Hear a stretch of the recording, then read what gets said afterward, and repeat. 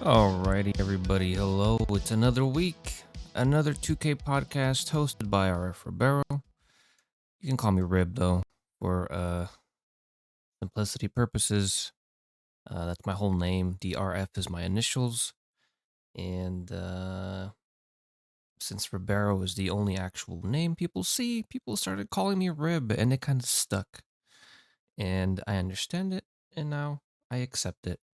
So hello and welcome to another little show here, 20, 30 minutes. There are a lot of things that happened this week. You may or may not have heard. Let's start right at the top, right?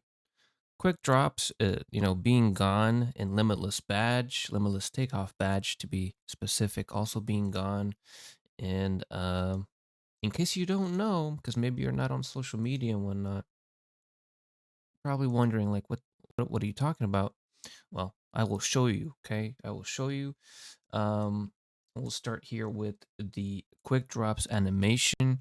So if you're not familiar, this is also, by the way, the gameplay director Mike Wang, his account.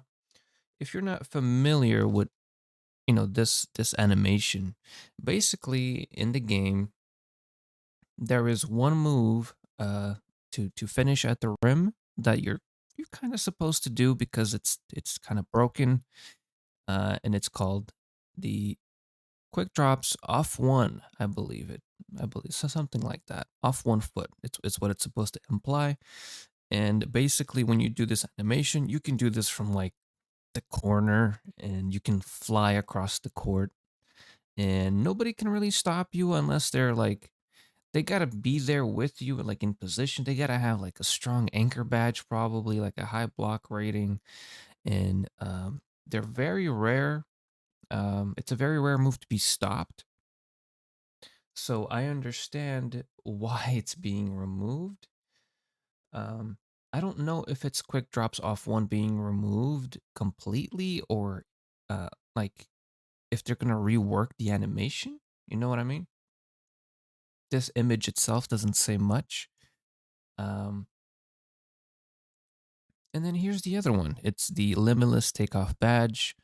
Um, and Mike Wang again, the gameplay director for NBA 2K, saying that it is gone.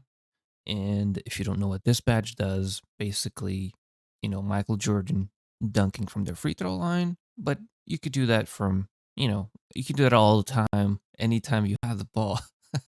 If you have Limitless Takeoff, especially at gold and up, so gold and Hall of Fame.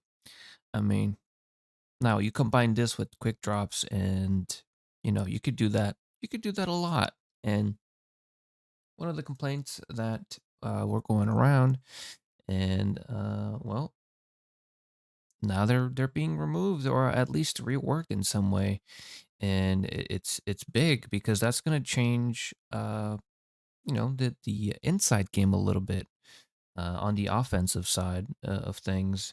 There's a lot of people that this year had complications shooting, even to right now. Like when I go into the rec, there are games where you're facing people like stacks of teams with slashing takeover, meaning that their builds are purely rim runners. They're trying to get to the rim in any way they can, and those two moves, right? So the quick drops and the limitless badge, that is a lot of people's bread and butter. And I'm interested to know what's going to happen with finishing moving forward. And of course, as you guys know, because you definitely listened and watched to my last podcast, you know that the week of the 14th, so next week, is when we are going to see Proplay gameplay uh, for the first time officially. And yeah, we'll see a little bit of what's going on. Now, the next thing I want to tell you guys is a locker code. There is a locker code. It is Thank You My Team Community, and I'm going to use here DFS, one of my buddies who made the tweet, and I am simply retweeting it, letting you guys know. Thank You My Team Community. So it's thank-you-my-team-community. And you're going to get this little board here where you can get a deluxe endgame or a deluxe invincible. Um, Good luck with that.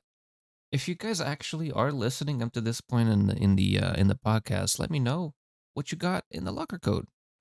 That's a good way to verify that you guys are actually listening and or watching.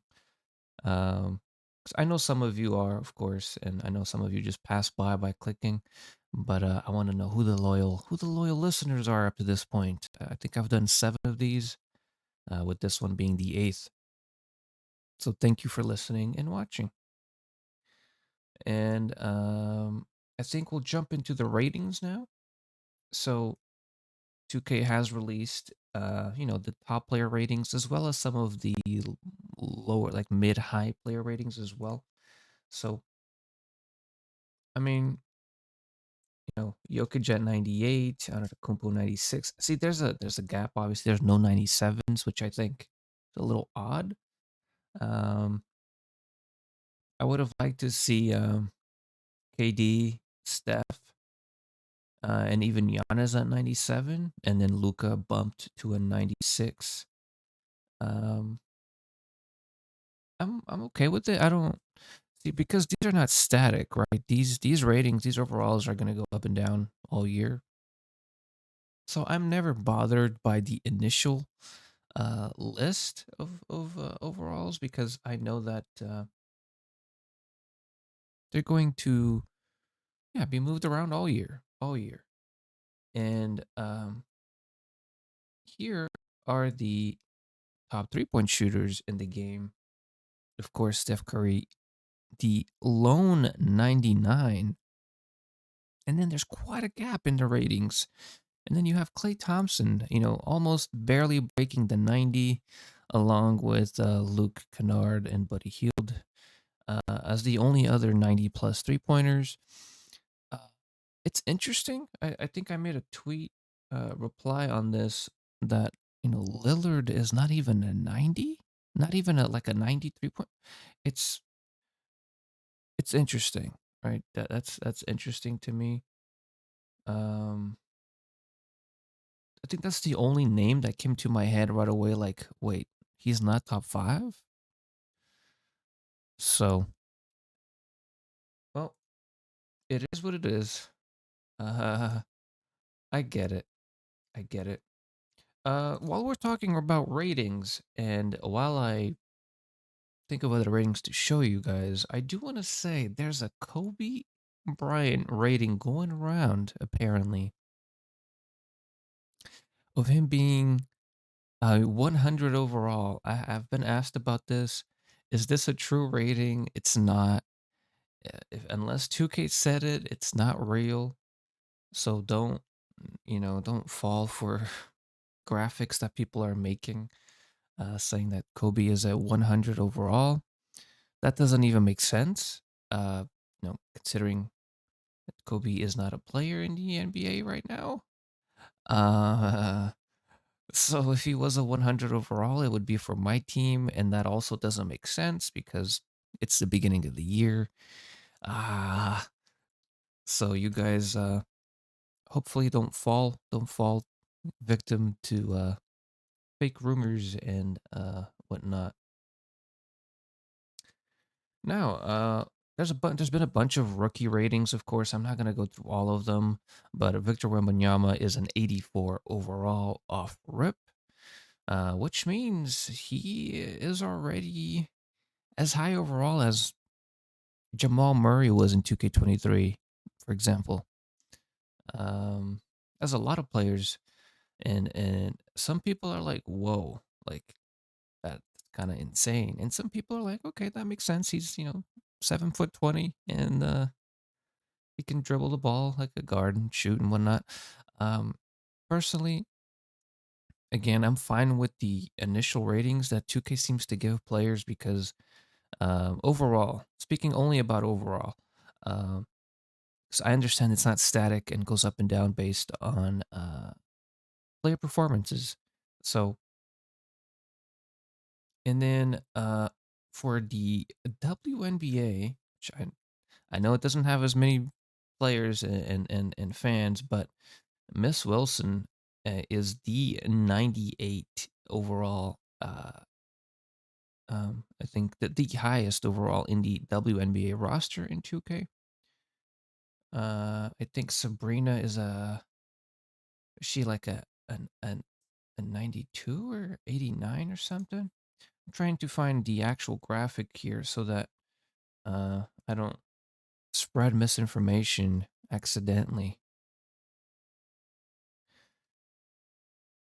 But I'm pretty sure she's a 90. That's correct. She's a 90. And just so you guys can see here, even though I didn't show you the other ones, um, yeah, she's a 90. She's the cover athlete. It's why I'm showing you uh, the cover athlete for 2K24. And she got a 90. There was a tweet, somebody saying, uh, why did Wilson get a 98? She's not the cover athlete. And I said, well, Jokic is also the 98 for the NBA, and he's not a cover athlete. But yeah, those things happen like that. And I'm trying to think if there's any rating that I mean, there's a lot of ratings actually, but I don't think it's gonna be. I'm not gonna show you guys every single rating, uh, but I will show you like a big list here.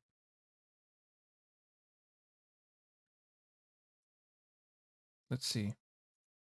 So we're gonna go to Reddit for this one.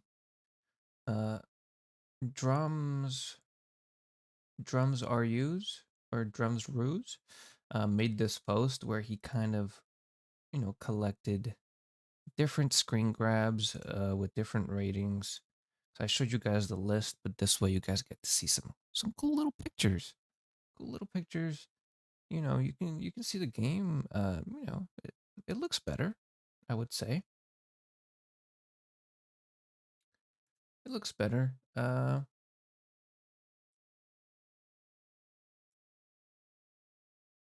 don't know about Devin Booker's face. He looks sleepy, but Luca, there's an improvement in Luca's face for sure. And the Donovan Mitchell one, which is not on this list because he's a little lower overall. The Donovan Mitchell one is also really impressive. His face scan upgrade from 23 to 24 is very impressive. And I don't usually care too much about, these screenshots because we're playing the game in like such a quick motion. Nobody actually stops to be like, hey, look at this, look at how this player looks. Nobody does that in the game. We're doing that now because it's, the beginning of the year and whatnot. But Donovan Mitchell, uh, yeah, surprised me at how much better he looks. And I'm gonna try to find not just how he looks in 92 overall. And so this is how he looks, right? But go and find the way he looks in 2K23 and then compare. It's big jump for he needed that let's just say he needed that jump as well. They made him not too good for 23. Anyway, enough of ratings. Uh who cares about ratings? Let's talk about actually, some gameplay features. And I want to start first by talking about this. Uh there will be indicators for platforms in NBA 2K24. Some people were asking about it during the stream with Stacks and Evan. Uh, they are 2K community people. And basically, what this means, and I explained it to another content creator who made a tweet about it. It's regular procedure. Okay, any crossplay game you can think of, maybe not any crossplay game, but most crossplay games are gonna have um, this little thing here. Okay, and this is from Call of Duty, but basically this is the like international symbol for crossplay. That little screen, and then we'll have a controller next to it, either next to it like this or like directly underneath that screen. That's basically the crossplay logo in a sense, to identify that a player is in crossplay. And what I'm thinking is going to happen is if you're a PlayStation user, uh, you are going to have, and you can see here, this is from Apex Legends. If you're, so let's use Xbox as an example because that's the one in the image. So the guy playing Xbox is on Xbox and therefore shows an Xbox logo, right? The guy with the computer screen is playing on PC, obviously, because that's Apex. And then the controller guy is on PlayStation and he's in crossplay, and he's either in the Xbox guy's lobby or he's in the PC lobby because um, he's probably in the Xbox guy's lobby because it's not showing the logo. But to simplify this, to simplify it so that it's completely understandable, if you're on Xbox, you're not supposed to see a PlayStation symbol on Xbox because of like licensing issues and whatnot. You can't really do that.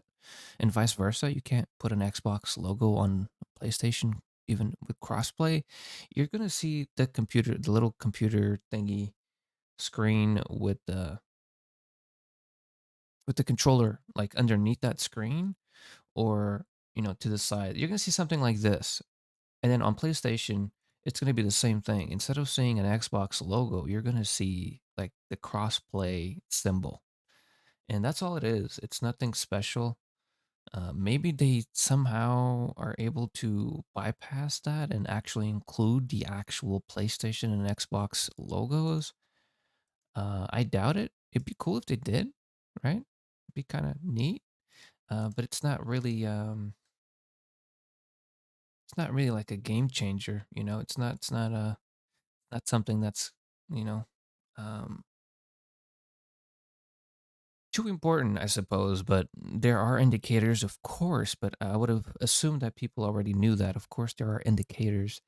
Um, and then the other thing involving crossplay is that it will allow Xbox Series X and PS5 players to play on the same team in my career.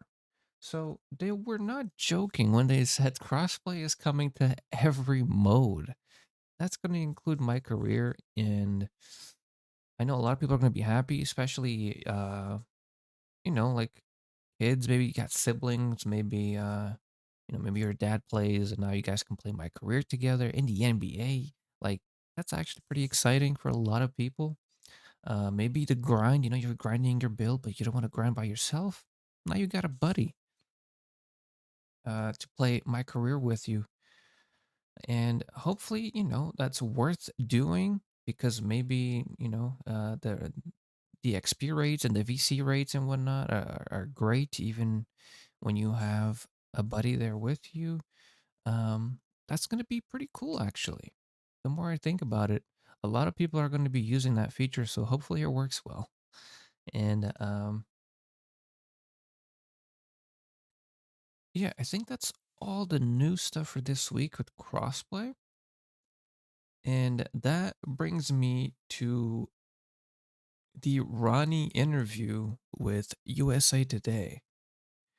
And of course, you don't have to read the article, but if you want to read the full article, you go to just Google Ronnie 2K USA Today. But basically, Ronnie hints at exciting advancements in Jumpshot animations, specifically referencing his recent interaction with Jamal Murray on Twitter. So I'm going to read a little bit here. Uh, A jump shot is a little different, though. I think we have some things cooking real soon that I think will make players like Jamal really happy about what their jump shot looks like.